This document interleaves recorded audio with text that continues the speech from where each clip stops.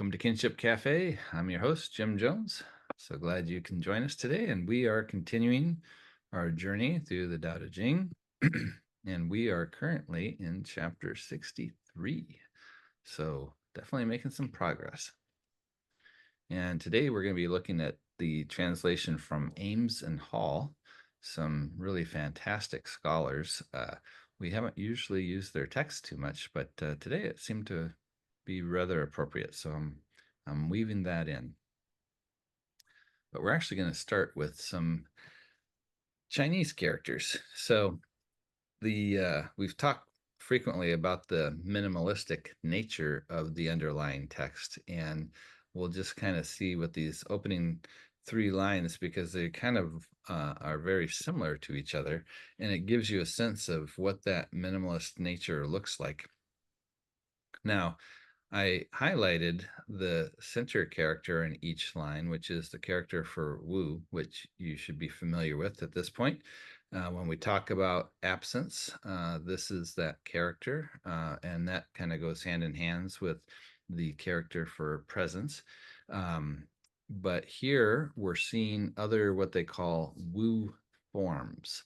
So it gets used in conjunction with several other words to kind of work in this space of negating in some way. So the first line is actually the Wei Wu Wei, and we've talked about Wu Wei frequently. This is the idea that we're concerned about the types of actions that we're doing. The character for Wei has to do with this idea of action or doing. And so when you bring in the Wu in front of it, you have non-action or no action. And then it becomes a little bit more complicated, because in this opening line, it's literally saying Wei Wu Wei. So do non-doing or act non-acting. And it gets a little bit curious how these things fit together. So we'll talk about that in just a second. But the other two, the second line there is using the word she, which has to do with work, or actually trying to, it's closely related to the idea of way and the idea that there's something that you're doing, but this is more in terms of like an effort, in terms of more like how we would use the term work. And then the final one is also pronounced way, but with a slightly different inflection. And this has to do with the taste. So the first line would read act, non-acting.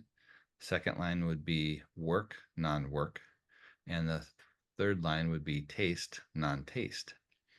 So this is kind of interesting. Now, with Wu Wei, we have looked at the idea that the type of action that is in consideration here is more along the lines of what we might say is socially contrived or socially derived actions. So this would be ways of doing things that are prescriptive according to norms within the society or the culture that we happen to be in. And so the concern from the Taoist perspective is not just following through with that non-reflectively. In other words, we want to be very careful about understanding these social layers that have been added to our perception or our way of thinking about life. We want to try and clear those blinders away as much as possible in order to see more directly what is actually there. And in doing so, hopefully get to a point where we're acting from more of a natural perspective. And this is the goal that's in place with this idea of Wu Wei. So when it says Wei Wu Wei, it's telling us not that we're not to do anything.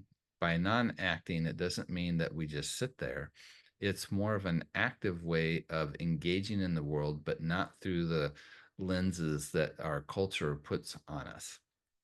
It's a way of interacting in the world that's more natural or spontaneous in that sense of how we would be interacting in the world if we didn't have those cultural filters. And so there's a very similar concept then in the terms of work. So when we're engaging in work, again, it's not saying don't work at all. It's dealing with a particular way of working. And so we again have that interesting phrase where it's saying to work non-work. One of the ways that this has been used previously in the text is to translate this as doing the work in a non-interfering way. So again, it's there's still things to be done. There's still ways for us to engage, but we're doing it in a way where we're not trying to interfere, which is interesting and definitely a challenge in terms of what does that look like. And then the final one is the taste without taste, or to taste what doesn't have taste, or something along those lines. And this could be looked at in a couple of different ways. It might be that there's a developing or cultivating the ability to notice things that are more subtle. So instead of having to deal with like extreme, spices or lots of different flavors in order for something to be palatable, we develop more of a taste for the simple. So this could be a way that we are looking at trying to engage more simply. The other is potentially around the idea of judgment. So, are we judging something as flavorful or not flavorful, or making decisions along those lines? So, we've got three very strong statements about how we are engaging in the world that really have to do with how can we be more present and dealing with what's actually there. So if we remove those cultural conditionings in terms of what we're expected or the values that we're supposed to have, if we can set aside maybe our personal bias in terms of how we're trying to control things, this idea of non-interference, and if we can strip away more of those aspects of judgment in terms of that taste, or how we can appreciate things a little bit more the way they are, these three woo forms give us the approach to life that is very open to being in the present and what does the present situation require. So there's a lot kind of packed into these few characters here. And we'll go ahead and look at how this then gets translated. So do things non-coercively. This is how they're taking that way, woo way. And then be non-interfering in going about your business. And then, and savor the flavor of the unadulterated in what you eat. So again, there's a little bit of, I think, metaphor, especially in the third one, but the three of them together really set the stage for how life is to be approached, or what we're trying to cultivate in ourselves, and how we go about doing what we're doing. Being more present, responding more naturally to what is actually there, and developing that taste for the maybe more simple way of looking at things or experiencing things. So maybe just before we go on, I'll pause and see if you have some thoughts on this. I think as far as the first two lines, like I think we've touched on those things before. I don't think I have any new thoughts on those, but the third line is interesting for sure. And I don't know if I have any thoughts yet, but it just seems like a little random for the things they could have picked to put in here. It is interesting on that third line. There's been more than a few translators that have thought that potentially the wrong character got used here. Um, Oh, and so they've looked at what might be something that's similar in terms of the way it looks, or similar in the way it sounds.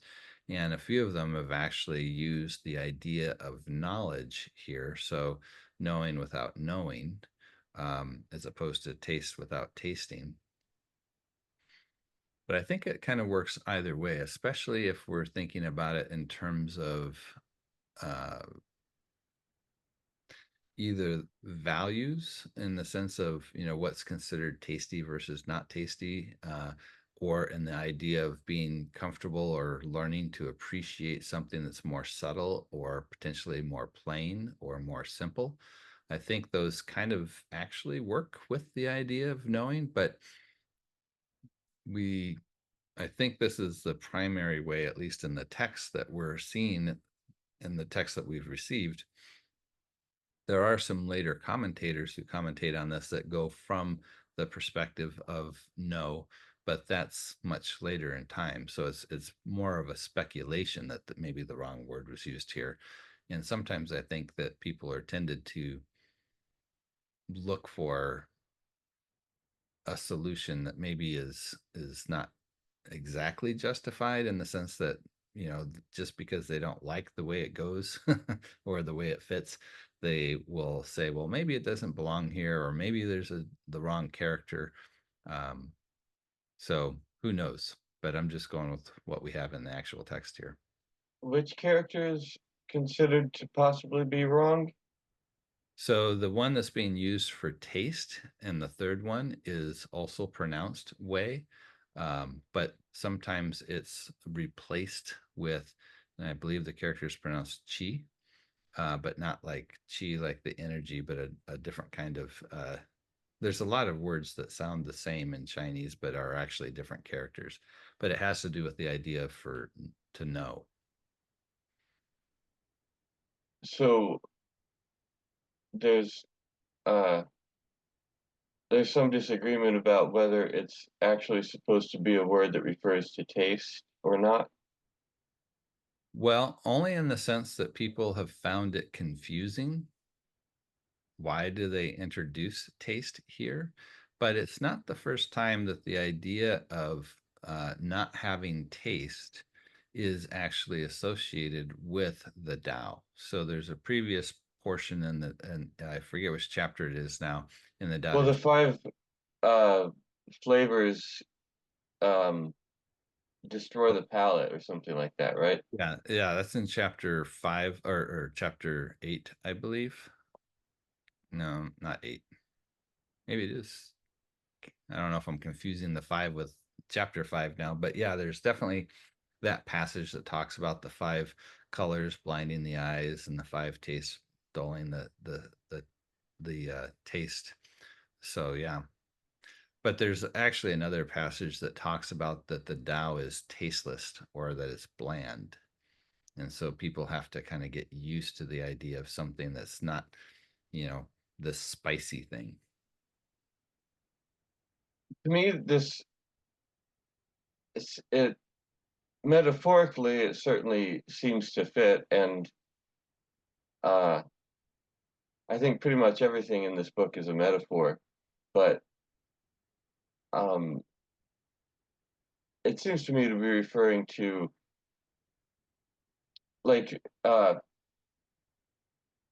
sometimes if you want to swallow something bitter, you mix it with something sweet. Mm. Uh, and and so it seems to be referring to the idea that you accept reality as it is without having to um, flavor it with anything, not just in the sense of, like, eating food without seasoning, although that might be an example. Um, like, because your taste adapts to whatever you regularly eat. So if you're used to eating a lot of sugar, then if something doesn't have a lot of sugar in it, then it'll taste bitter. Mm. Even though to somebody who's not so sugar adapted, it wouldn't taste bitter, it would just taste neutral. Or if something some people get used to drinking black coffee and it comes to taste normal to them, or it would be bitter to somebody else. Or what I actually have come to prefer eating for breakfast is just plain raw brown rice that I pour hot water over. And most people would find that probably very bland and unsatisfying, but uh, to me, it's my favorite thing to eat for breakfast. It's like pretty much the only thing I've eaten for years. So it tastes really good, and I look forward to it. Um, but uh, if you're used to seasoning your food, then you can't appreciate food that's not seasoned. And with that's just one example of the principle of, like, having to having to take life with things like, if you have to do your chores, can you just go about doing your chores, or do you have to like listen to music or listen to an audiobook or do something to make it enjoyable for you, or like you have to uh, continually be stimulated and entertained, um, so as to not feel bored. Somebody who's stimulation adapted has to have constant stimulation, whereas somebody who's not can just sit and observe and feel satisfied, even though they're not being actively stimulated. So to me, it seems to refer to the idea of taking reality as it is without having to season it or flavor it or uh, add something to make it more acceptable or palatable. Yeah, and I think the three really go well together in terms of, if we're trying to cultivate in ourselves this way of being present in the world, they all really work together in that same way, that we are finding ways to be more directly present and appreciate what is, as opposed to maybe trying to contrive something that's different, right? So yeah, very much so. And we do get that adaptation that happens when we get used to having either the extra sensations, or we're trying to impose our will on something, or we get caught up in these social values. So it does take effort to kind of come back and be able to appreciate the more subtle aspect of being, really, and how can we be more receptive to what's happening in the present moment. Yeah. All right, so let's see where this then goes. Oops. Treat the small as great and the few as many. So here we've seen a couple of different places where there's a lot of attention to what seems insignificant or as small, as it says here. And it's asking us to look at those things in the same way we might look at something that's great. So this could be, paying attention to things that normally get overlooked, or if somebody is seeking after, doing great things, they might focus only on these really big achievements or monumental tasks instead of paying attention to some of the small things that maybe are considered beneath them. So here is kind of that challenge, that if we're becoming more present, if we're setting aside our imposition and learning to appreciate the subtle, part of what that's going to entail then is being able to notice and pay attention to small things. And as we're going to see, these can have implications on how things unfold. That when we're looking at something that is great, it is actually originates or comes from something that's small. And so we're getting into this yin yang concept again, that there's this constant transformation. And we've seen things like, the root of nobility is the common, that there's this idea that, the unskilled person becomes the skilled person. So there's this transformation that happens and this ongoing relationship. And you can't really, just go for one side of it without recognizing the other side. And a lot of the Tao Te Ching is suggesting that we've ignored one half of that equation because everybody's focusing on the other side of it, wanting those great things or those big important issues. But we need to also pay attention to what is small, and this can be very effective in achieving different things. So the next direction this goes is also one of the ones that some of the commentators have thought was out of place. So we start with these three different Wu forms about how we become more present, and this juxtaposition of seeing great things as small, or paying attention to the small things the same way that we would do the large things. And then it kind of jumps into this requite enmity with character. Now, the translation there is maybe kind of hiding some things. So a little bit more plainly, we could say, repay, and this could be this idea of hatred or even just simply injury with da.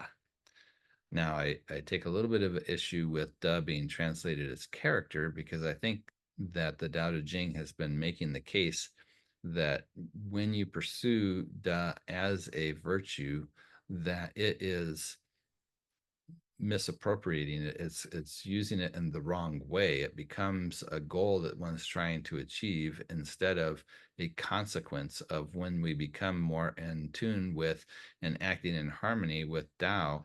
That Da is a natural consequence. It has to be something that's a result of how we're living as opposed to the goal that we're trying to achieve. So character can kind of end up crossing that line a little bit into this idea of virtue, or how are we living specifically to try and achieve this particular thing. But we get the idea here that there's something that we would see as either an injury or some type of an offense, and the response is, how do we repay that? And it says that we repay it with da. Now, before I dive further into what this might mean, I'd like to see if you guys have some thoughts on where this might be going.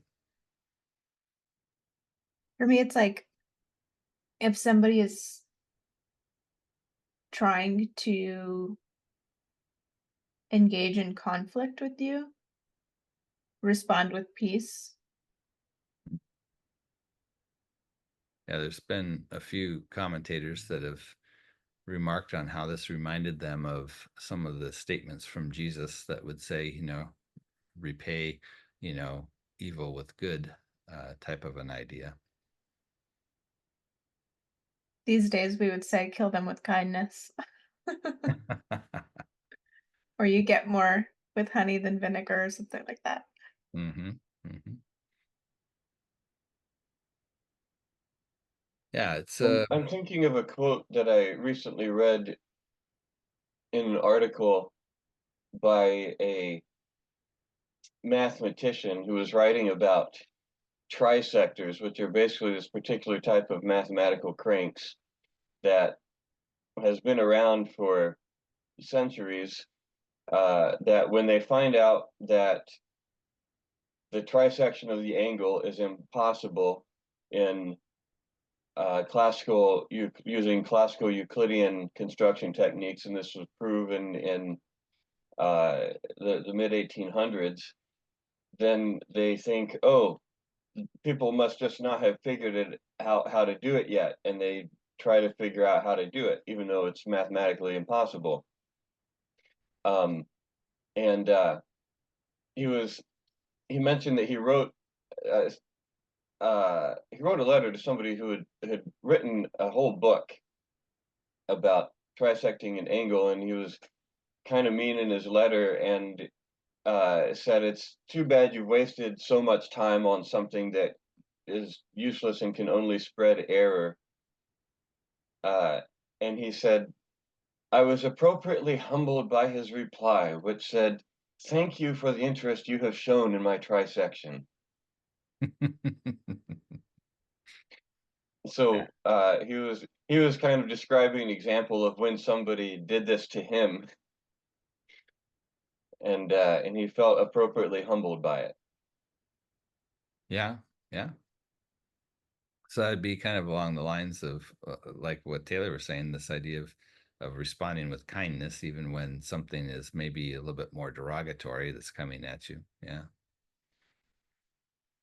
Yeah. So here's a interesting thing. If we think about duh, the concept, again, if we're not looking at it as a type of virtue or something that we're trying to achieve, but rather a consequence, when we are thinking of it in the consequential terms, it's the idea that we've so transformed how we are living to be in harmony with the natural patterns of Tao that it's just manifest in who we are. And then we are representing or manifesting, let's say, Da. Another way that Da is sometimes translated is natural. So if we think about other aspects in nature, whether it's animals or whatnot, they have not really any choice in the matter. They just are behaving naturally. The place where we get confused on the human side is we can start to imagine or try to do things contrary to the way of things, and that's where we get ourselves into trouble. So it becomes an interesting response then. If we're thinking about, well, what would happen naturally, this doesn't necessarily equate to the idea of repay evil with good. It's more of a, how do we respond to something that might be considered hatred or injury? And the first part of that would have to be, if we're thinking of it from a natural perspective, that we have to eliminate the value judgment. And then what does nature do?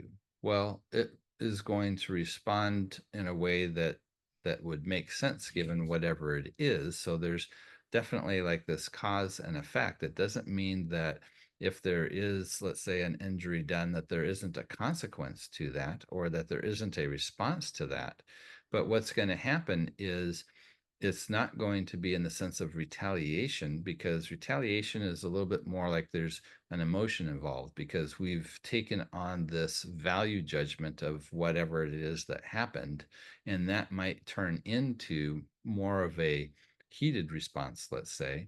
So the first thing we're going to see is that it doesn't mean that there isn't any reaction, but it's going to be one that isn't based on this evaluation of what happened from more of a, let's say, emotional perspective, or potentially with some type of cultural perspective. So if we think about, for example, an honor shame culture, there can be offenses that seem, well, since we don't normally come from typically honor shame type culture, there can be things that are considered We quite do if we're from the South.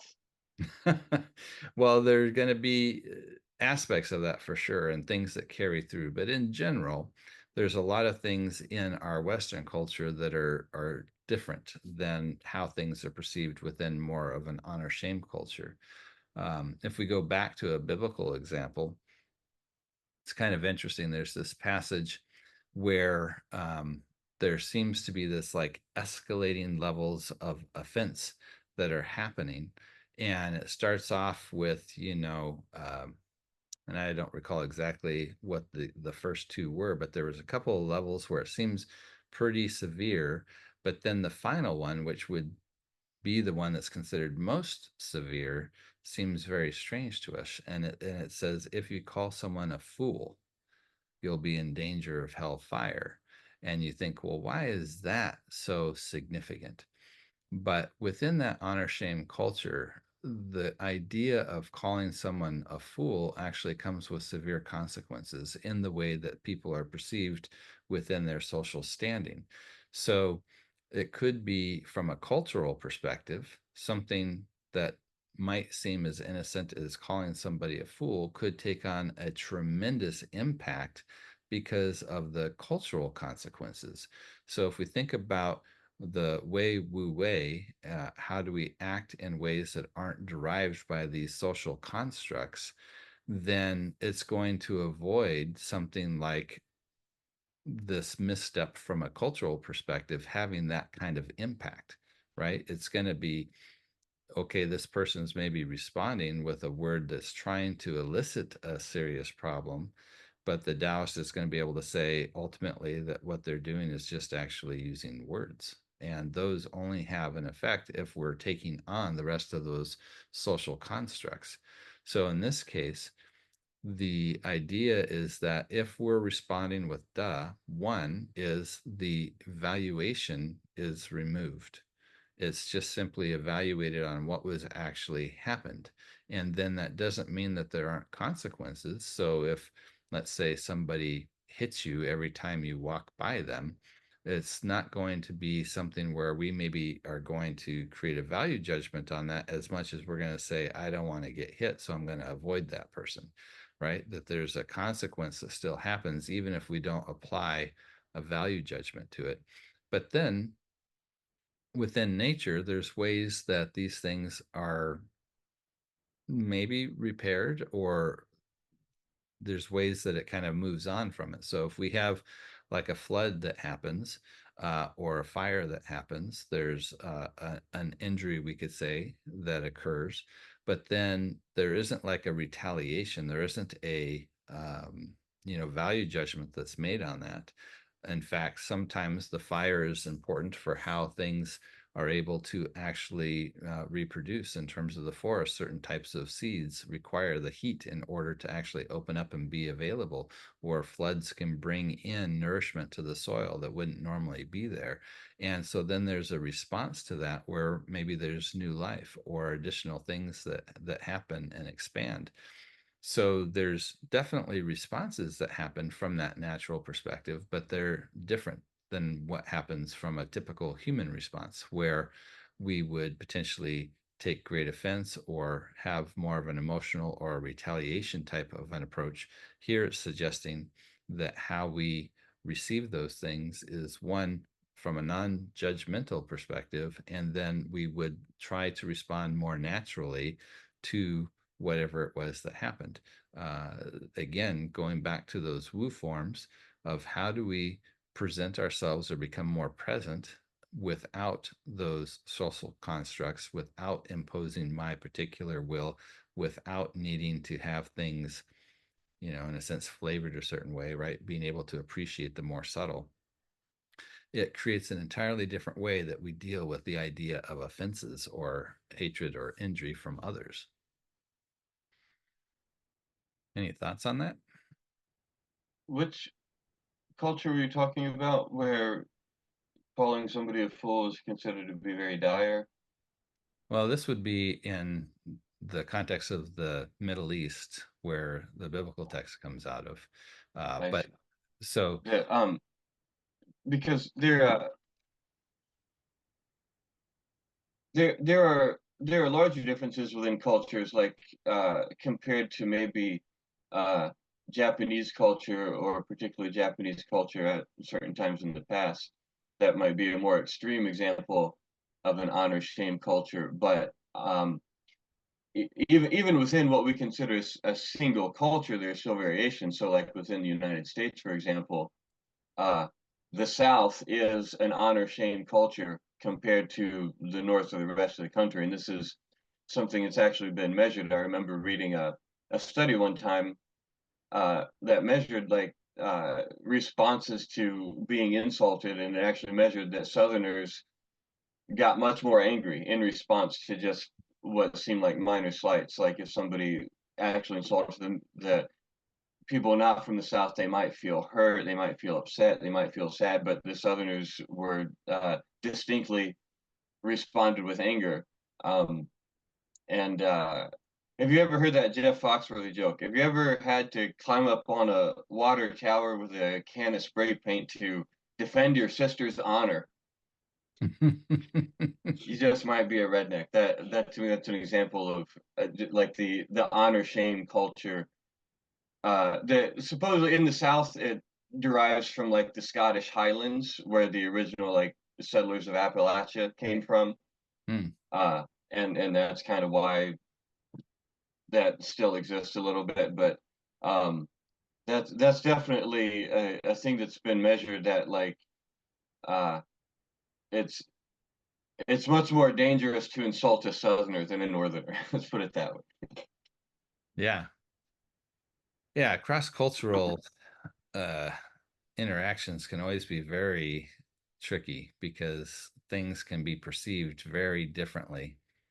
But I think the key thing that we're trying to understand with the response here in the Daodejing, in terms of how do we respond with Da, is interesting, because it's not specifically saying that we're trying to respond with kindness or that we're trying to repay evil with good, but there is more of this, well, what is basically a more non-culturally burdened way of responding that's more natural, which is an interesting challenge because it definitely gets into, well, we're going to strip the valuations part off of it. And it doesn't mean that we don't do anything. It's not that it's a pacifist type of response to violence, let's say, but it's more of what would be the natural response to something if we're not adding that emotional cultural layer on top of it, but just simply responding to what actually happened. And that's an interesting challenge. I really In a love way, it's kind of the autistic. thought of um like how the earth responds to when the sky storms. Like it adapts, it does what it can with what it was given. Mm-hmm. And I think that's a really nice way to think about it and a nice way to communicate this idea to other people. You were going to say something, Dane? Well, in a funny way, it's kind of an autistic way of looking at the world because, um, well, I'd just say first that I get the idea of sort of removing excess reaction from yourself and not overreacting, not over responding, and examining and removing your own cultural conditioning that might cause you to do that. Um, but also, if we're talking about what's natural, couldn't you say it's like it's natural for a human to be upset when another human insults them? Uh, there's a sort of naturalness to emotions and emotional reactions too, particularly if you consider that our emotions affect each other, and I kind of have a theory that emotions serve at least partly uh, are adaptive in that they serve the role of affecting other organisms. Like if you're like a creature, an animal in the wild, um, and you display you're confronted with another animal and you display some kind of emotion, it might have an effect on that other animal. And even more Sure. so if you're a social animal, like primates or humans living in a group, and if you display sadness, others will feel sorry for you. If you display anger, others will defer to you. Uh, if you display self-pity, others will help take care of you, things like that. So um, in some way, emotions are part of like the way that we communicate our needs to each other, and so um, to me, I always find it strange when people get upset at inanimate objects, like somebody trips over something and they get mad, or people will get mad at a computer or things like. I'm like, that makes no sense. That thing has no idea what you're feeling, and it can't respond to it. It's completely wasted emotional energy. Um, which just illustrates that like we have emotions in response to other conscious agents, but not in response to non-conscious agents. So like if a rock rolls down a hill and hits your car, if you are relatively balanced and equanimous, you won't be angry at the rock. Some people might get angry at that, but you know, if you're balanced, you won't be angry. It's like, you know, it's a rock, it's gravity. It just, you know, it's just following physics. Um, whereas if a person threw a rock at your car, it would, you know, it would make sense to be angry at that person because there's a conscious agent involved. So saying saying like remove your conscious response or your emotional response to conscious agents is kind of like saying see the whole world as being non-conscious in a sense, Mm-hmm. including other people, which I've read is characteristic of extreme autism that they have a hard time, like, autism is associated with not being attuned to other people's emotional cues, but in the extreme case, it's like they don't even see other human beings as kind of conscious agents. They just kind of perceive them as objects in the environment, like a light switch or something. And so they react to other people in strange ways, kind of because they don't perceive this distinction between conscious agents and non-conscious agents. So that's what I mean by seeing the whole world, including other people, as being sort of non-conscious agents, sort of deterministically following the Tao or whatever.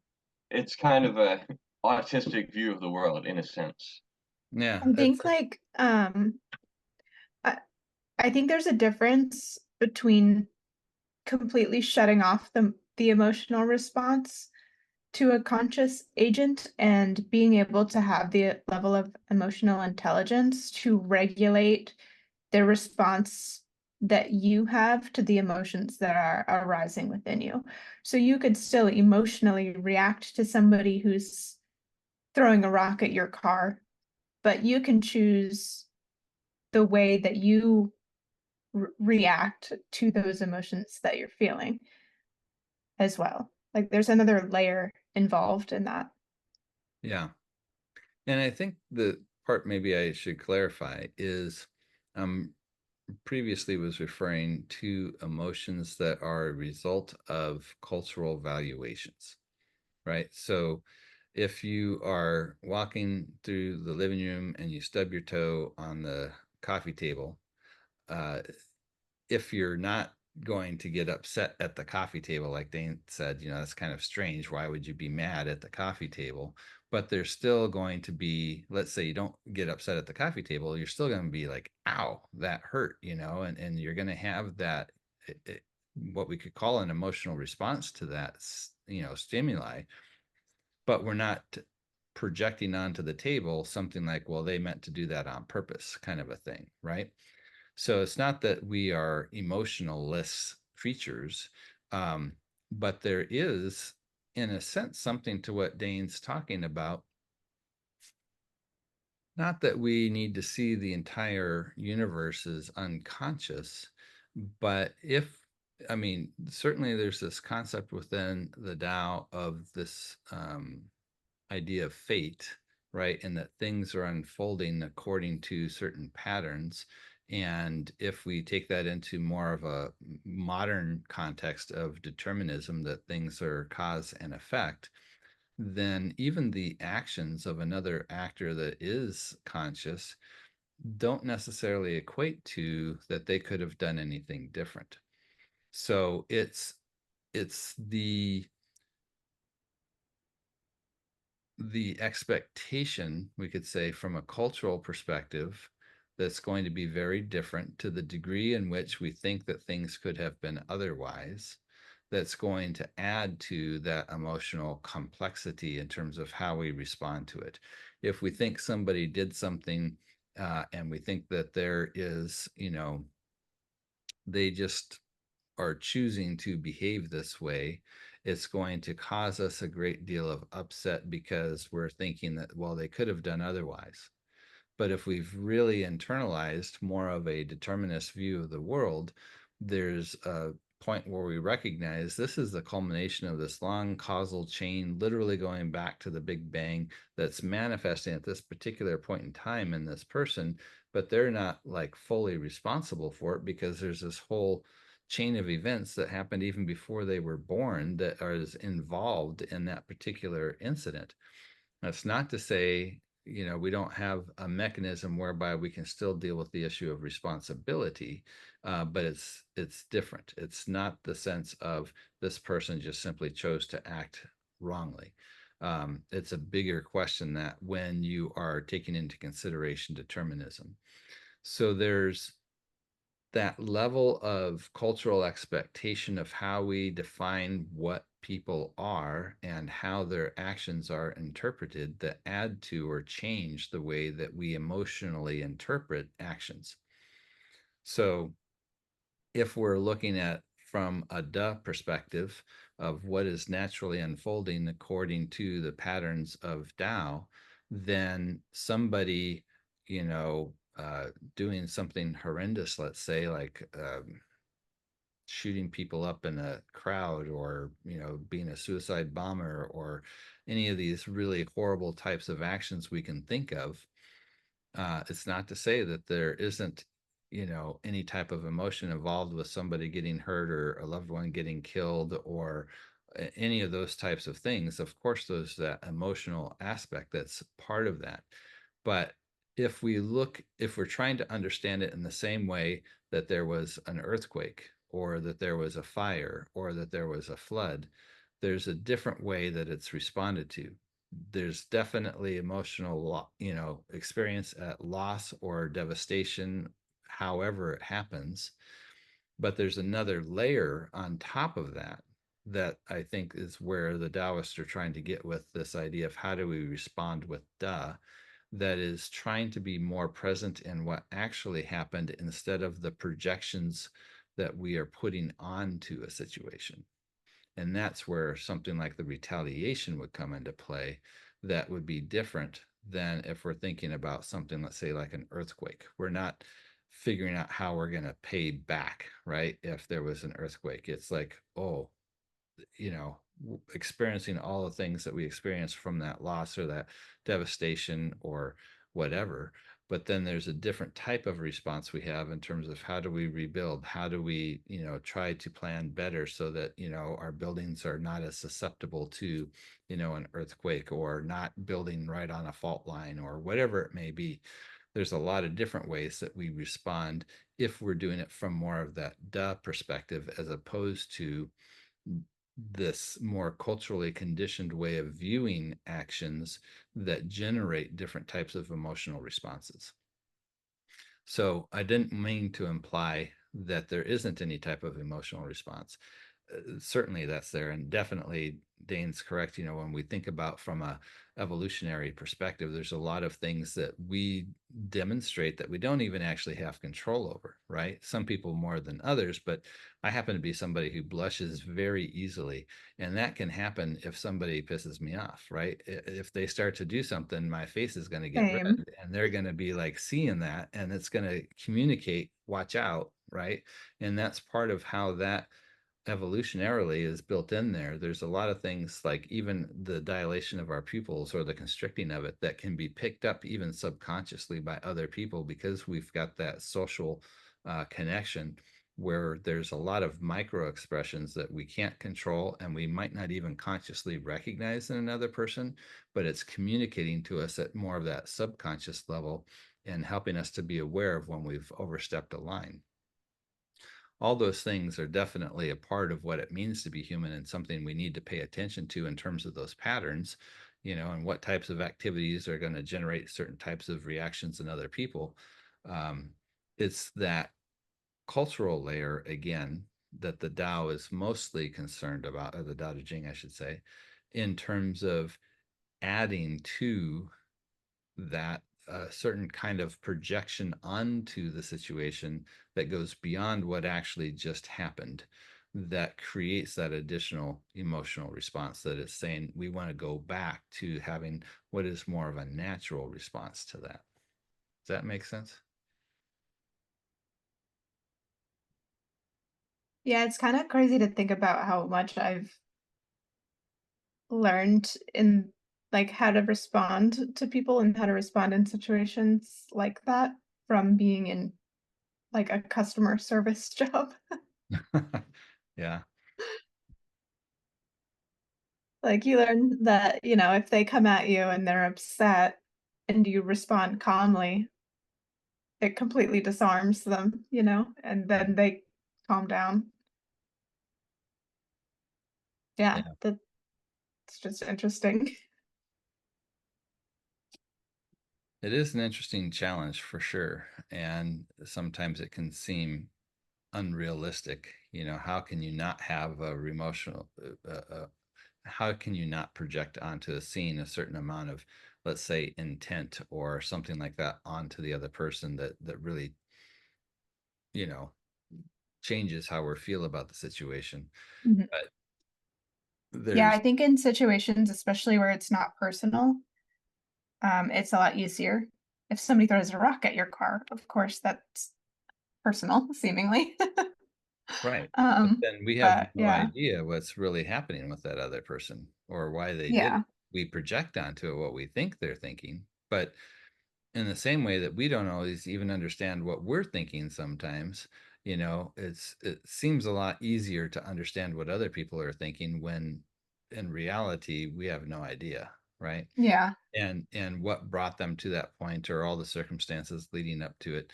So there's definitely a reorientation that is really getting at the core of the beginning of this thing, right? Like, how do we weigh wu wei and she no she, wu she, and the other way wu wei in terms of taste.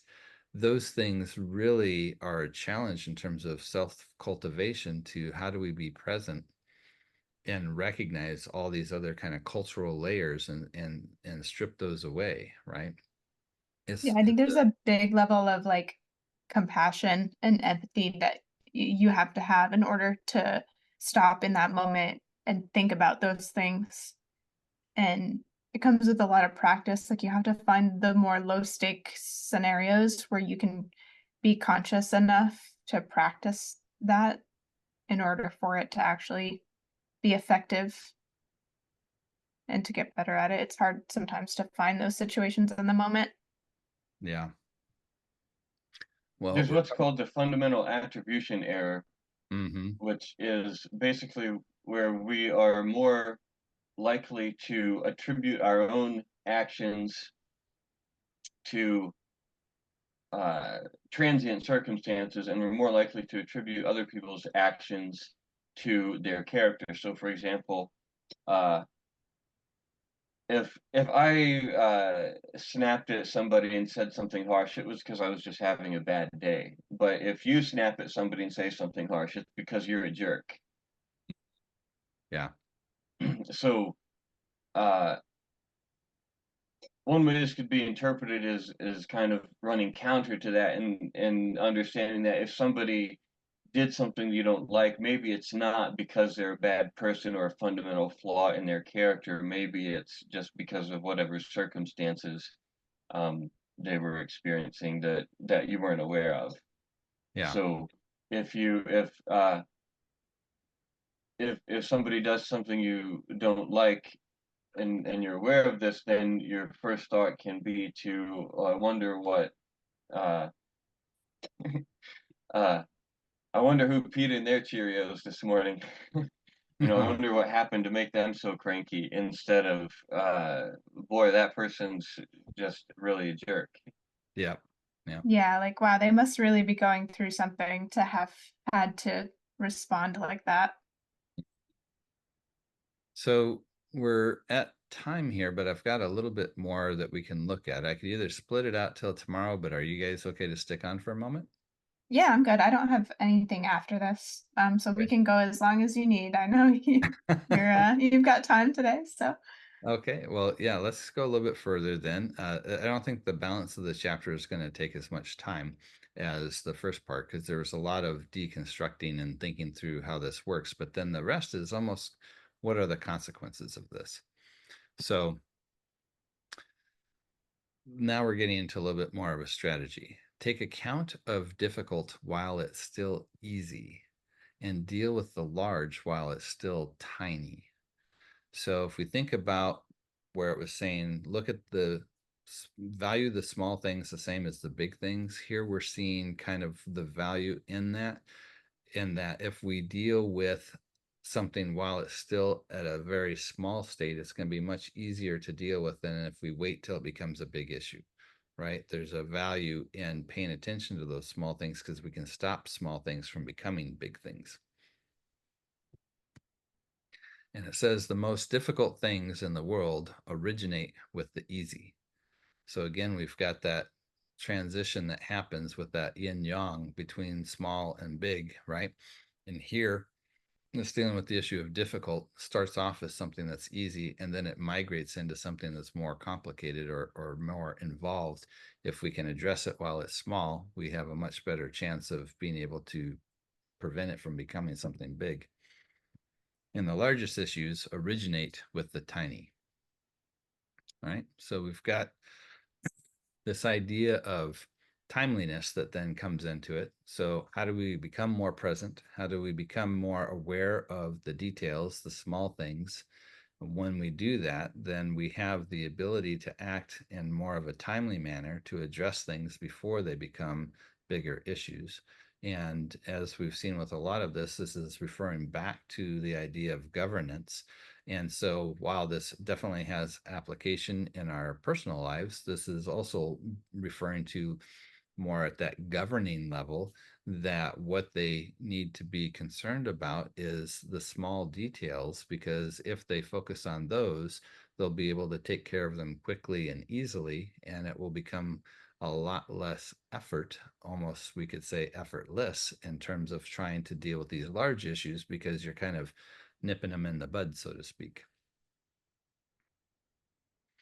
Yeah, it's like when you have something, a small task, and then you procrastinate. Like you said, this is a personal like situation, but and then you procrastinate. And the longer you procrastinate, the bigger of an issue it becomes, because then you have this time constraint and you have people like expecting things from you and asking for status. And when you could have just done it while it was tiny. Yeah. Yeah. So thus, it is because the sages never try to do great things that they are indeed able to be great. So if we think about how somebody might focus just on trying to accomplish these great deeds, it's going to be something that's much more challenging, because if you're trying to tackle something so huge, there's a much more likelihood that you're going to fail. But if instead you deal with the small things, you're paying attention to the details, the results might indeed be great, and you could end up being, associated with the fact that you're in this great state. But it's not because you tried to tackle great things, it's because you paid attention to the details, to the little things. One who makes promises lightly is sure to have little credibility. It's kind of interesting. And one who finds everything easy, certain to have lots of difficulties. So this is getting back to that kind of orientation. How are we approaching things? Are we just too quick to make promises about things, as though it's very easy to do? Well, people aren't going to trust you because you're not really taking it seriously. Same thing, if you think everything's going to be simple, then when you actually get into it, you're going to find out there's a lot of difficulty because you underestimated what was happening in the situation. So both of these go back to, how are we present in the situation? If we are really being present, then we might not be as tempted to make easy promises, because I think maybe the idea is that we're tempted to do easy promises because we're trying to gain favor, or we're trying to get, the job, or we're trying to, be elected to office or whatever. But when we see that that's how somebody goes about things, then we don't trust them as much as somebody who's much more thoughtful about what they say they can do, or what they can actually promise. And same thing with somebody who just is like, oh yeah, that'll be easy. More likely than not, when they get into it, they're going to find out there's some real challenges here, and they're going to have to kind of backpedal on what they were trying to do. So again, being present and paying attention to the small things avoids these issues, because it's going to help you in terms of being more careful in how you're doing your promises, but also in how you're evaluating the type of things that need to get done. So thus it is because even the sages pay careful attention to such things, this idea of these little things, that they are always free of difficulties. Now, again, probably some hyperbole here, but the idea is that because they're paying attention to the details, and they are more present and not being clouded by these social conventions, that they are able to navigate through these other types of difficulties that other people seem to find themselves mired in. Yeah, I would say that in itself is difficult. to do. For sure. But I think they're trying to express with those opening lines of those three different Wu forms that even though they seem very difficult to master, if we really focus on that in our personal cultivation, whether it's as a leader or just as a person, it is going to transform how we make our way through life. And unfortunately, a lot of us weren't born with this. And so we come to it late in the game. And we might already have Yeah. some big problems that we've got to figure out. But it definitely helps us look at how do we engage with those big problems, but also, how do we move forward to try and avoid creating bigger problems or more problems too. Yeah, I wish I had this knowledge as a teenager, you know. Yeah. And then we have to ask, well, would we have paid attention? Probably not. Not as a teenager. You've got a lot of other things to think about that are way less important, of course. But Yeah. not in the teenage years. They seem very important. And this is kind of an interesting, circling back around thing, because how you help, let's say, young people adopt more of this kind of a mindset is when you have a whole community that's adopted these mindsets. But then what you're dealing with again is cultural constructions, right? That somebody's maybe born into and doesn't really realize. And even though it might be safeguarding them or helping them at a certain point, it's the value of this approach is it's going to ask you to question them, right? So you've got two different ways it can happen. One is this is the way we are, this is the way we do things, and don't ask questions about it. Or if you ask questions, you're going to be labeled as an outsider or whatever. Whereas this approach is like, yeah, there are essentially cultural norms that we're creating, but we're also at the same time saying they always need to be questioned. They always need to be looked at and seen as subjective ways of arriving at how we're doing culture based on how we're trying to be open to reality and what is as opposed to what we think should be. And hopefully that's a little bit of a safeguard to keep the system constantly self-evaluating as opposed to trying to perpetuate what was always done in the past. I'm pretty sure I was Yeah. 13 when I first read the Daodejing, and it didn't make any sense to me at the time. Yeah, I came across it when I was in high school, and I was definitely intrigued by it, but I certainly there was a lot that I just wasn't prepared to really understand. But I also didn't have anybody else who I could even go to ask questions about it. And things like the internet didn't exist yet. And, um, access to certain books just weren't in, the local library, even if I thought to look for them. So there's a definitely benefit to having a community that is based around these ideas. Um, but it's interesting that, how you would help a younger person adopt these concepts and way of looking at things early on is essentially the same thing that they're trying to challenge with the Tao Te Ching itself in terms of be careful about what you just grew up assuming was true, and evaluate that. So it's Mm. not really a way out of having a culture or a community because it's baked into how we operate. As Dane said, we are social creatures, um, but it's I think the safeguard of how do we keep in front of mind that whatever cultural norms that we're working with, they're always subjective, and that they need to be open to evaluation. And at least according to the Taoists, they would argue that what we need to use as that evaluation is the Tao, in the sense of trying to understand as clearly as possible the way of things, right? The way of nature. How does it function? What is the nature of reality? That should be shaping or answering the questions about how we shape or try to form our community or our culture. Yeah, it's kind of crazy. Like I went to school at Southern New Hampshire University for a term on campus before I worked there and went online. And it's a business school, so you have like a little bit of like business trickled in as your gen eds. And so I had a humanities class where it was like kind of like human resources geared.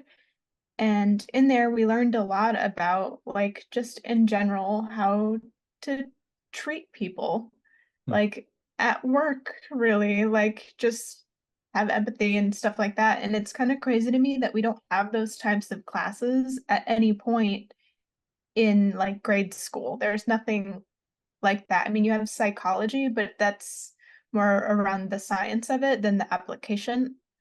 Hmm. And it's just like we could build it. I realize like that's kind of community, but it's more of like learning how to do those things as opposed to we all do this like a religion type thing and we do it because of this reason up in the sky or whatever. I don't know. But yeah, it was when I was taking that class, I found it really valuable and I was glad that people around me were taking it. And it's just crazy to me that we don't have anything like that at any point in grade school for people to just learn how to deal with these things. Yeah. Well, I think we'll go ahead and bring it to a close. I appreciate you staying a couple minutes over. But if you've been watching the video and you'd like to join our live Zoom discussion, or if you happen to be in the Southern California area and would like to be a part of the in-person discussion, you can register your email at www.kinship.cafe, and you'll get a weekly email with our latest videos as well as links for the Zoom class and where we meet in person. So I hope to see you guys next time. Okay, thanks, Jim.